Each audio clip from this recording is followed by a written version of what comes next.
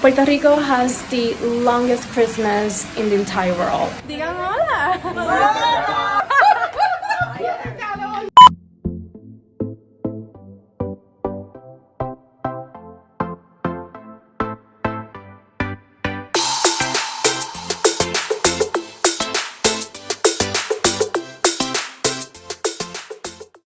So this is my view for the first day of 2020. So usually on every year, the first day of every year, we come to Arroyo, to Patillas, to Guayama, which are towns in Puerto Rico, and we visit more family because it's a big family. Right now I'm in Patillas at my aunt's house, which is exactly at the beach, which is amazing. And so pretty much all my grandma's side of the family is from this area. Most of them are from Arroyo. My grandma was from Arroyo. So I have uncles and aunts in this part of Puerto Rico. So more aunts and uncles are gonna come later on, and we're gonna spend a little bit of our time here together, welcoming 2020. So yeah, Happy New Year everyone!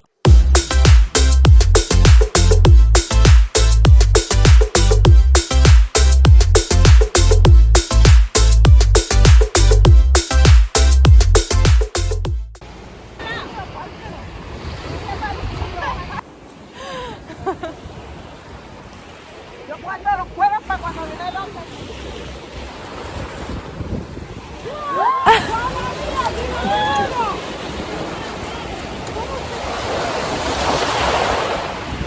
¿Ya? Es que se le echaron grande. Ahí está, ahí va. Guardo para los cueros. Claro, para que jueguen con los pájaros.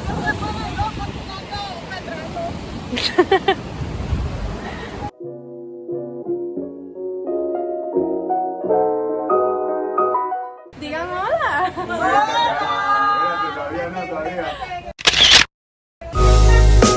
Today's pool day.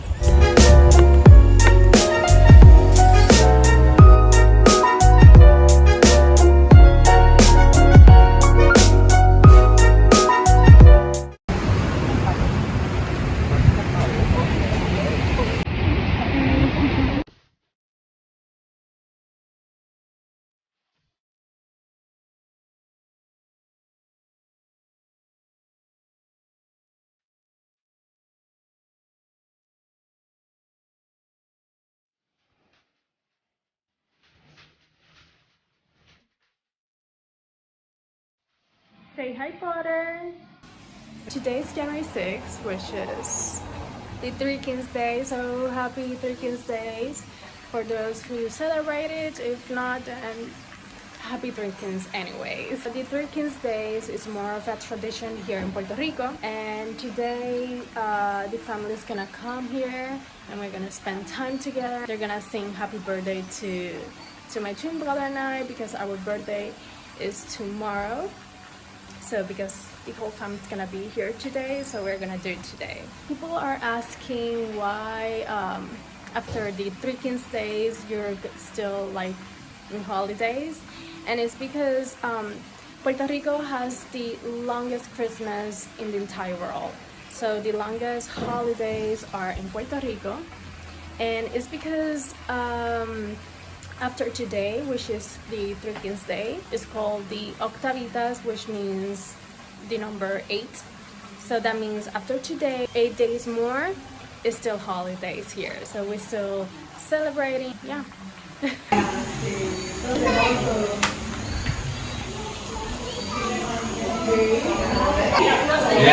Tienes dos, dime. El 5. Ay, pero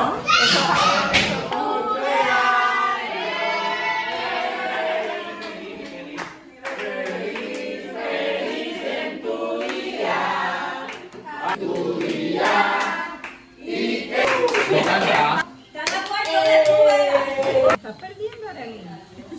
Pues claro que está perdiendo.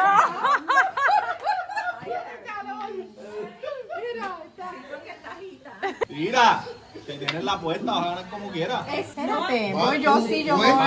Cuenta.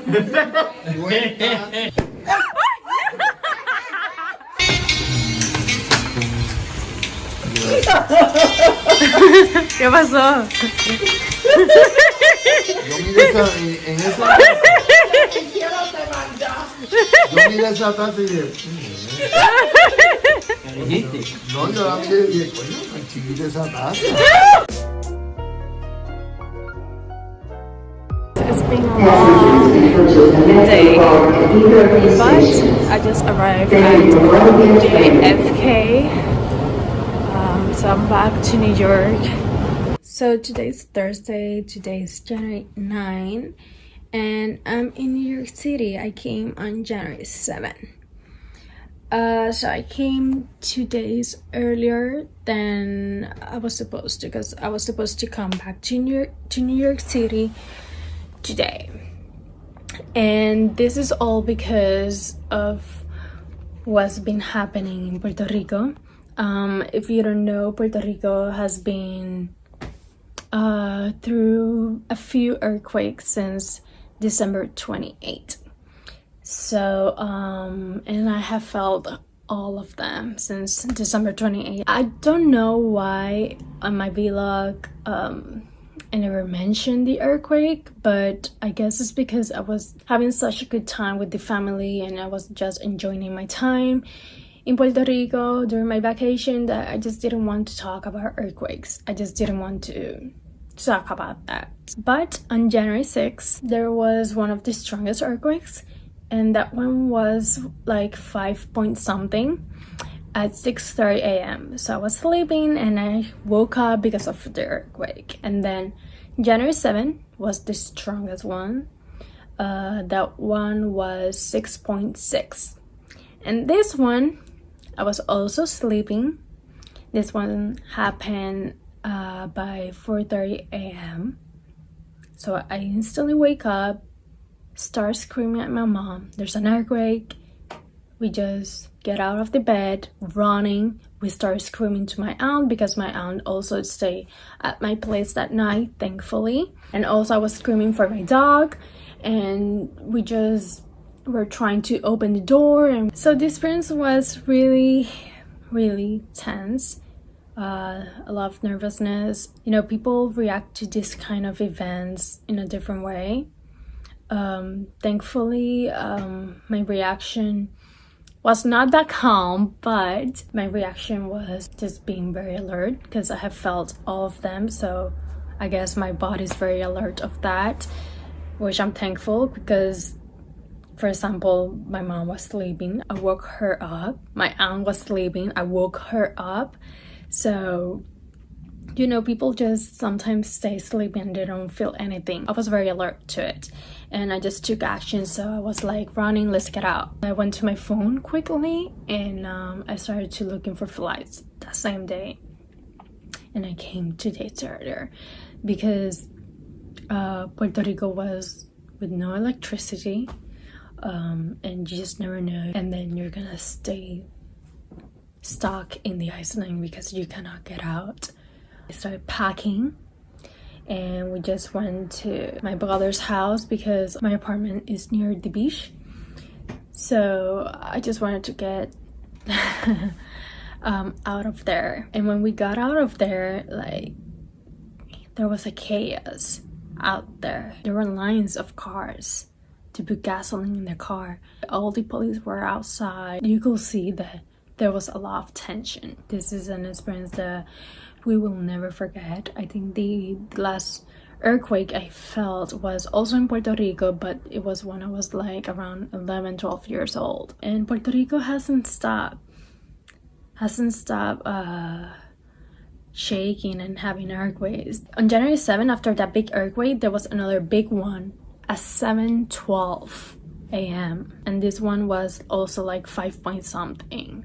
And then after that, like every hour the earth was shaking. I'm in New York City right now. I'm still like alert. Right now I'm doing better. Even this morning, I think my neighbor, they made a strong sound, and I woke up like there was an earthquake. This is normal because I've been, you know, experiencing earthquakes all these days, continuously, every single day. So you are like with this feeling still. But anyways, guys, that's my story. That's why I came 2 days before. We are very worried because, of course, it's still shaking over there. My whole family is there, you know. People should stay calm and be very alert and just have the precautions to be safe. Thank you for watching again, and I'll see you in my next one.